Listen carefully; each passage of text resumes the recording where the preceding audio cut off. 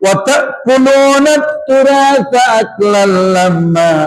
وتحبون المال حبا جما ও আমার বান্দারা তোমরা শোনো তোমরা মিরাসের ভাই ভাইয়ের বোনের মায়ের পিতার দাদার চাচার যার সম্পত্তির যেই ভাগ সেই ভাগটা তোমরা অন্যায়ভাবে বক্ষণ করে রেখে দিও না ওয়াতুহিব্বুনাল মালা হুব্বান জাম্মা কারণ সম্পদকে তোমরা অতিরিক্ত ভালোবাসিয়া ফেলিয়াছ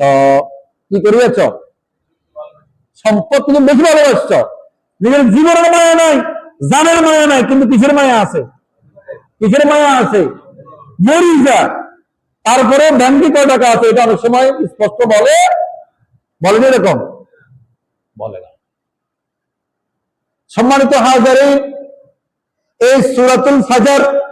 সূরা ফাজরের 19 এবং 20 নম্বর আয়াতে আল্লাহ রাব্বুল আলামিন মক্কা নগরীর মধ্যে রাসূল সাল্লাল্লাহু আলাইহি ওয়াসাল্লামকে এই সূরাটি নাযিল করে জানিয়েছেন মানুষের দুনিয়ার মধ্যে সম্পদের মধ্যে সম্মান মানুষের মায়া বেশি অনেক সময় সন্তানকে অস্বীকার করে সম্পদের কারণে আছে না নাই আছে না নাই এই চরিত্রের মানুষ তখনও ছিল এখনো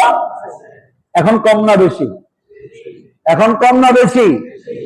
এখন বেশি কারণ তৎকালীন সময়ে আল্লাহর নবীর কাছে সাহাবীরা বিচারে দিলে বিচার পাইতো ফয়সালার সঙ্গে সঙ্গে হয়ে যেত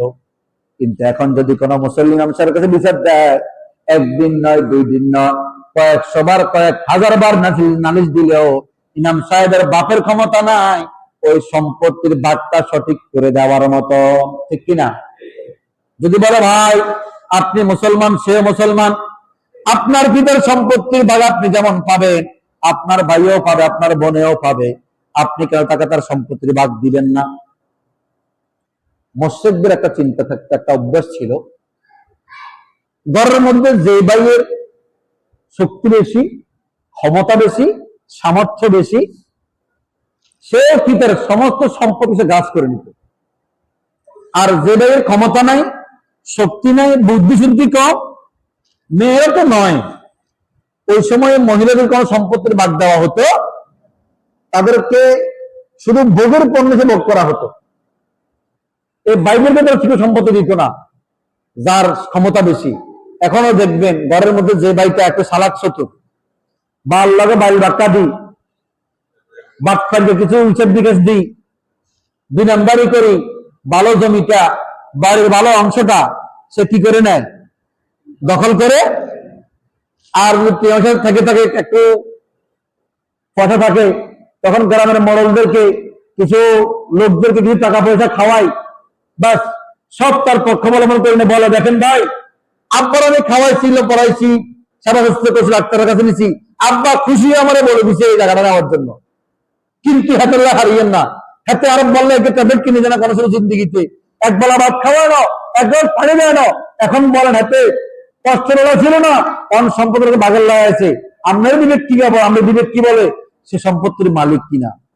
কিন্তু আগে বুক করে দিছে সুন্দর করে 5,000 10,000 টাকা দিয়ে বা একটু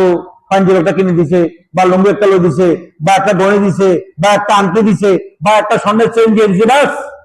বুক হয়ে গেছে কারণ হাল তেরা চাল হয়ে মকসুদ তেরা মার হে যখন সে তার পাত্তা পেয়ে গেছে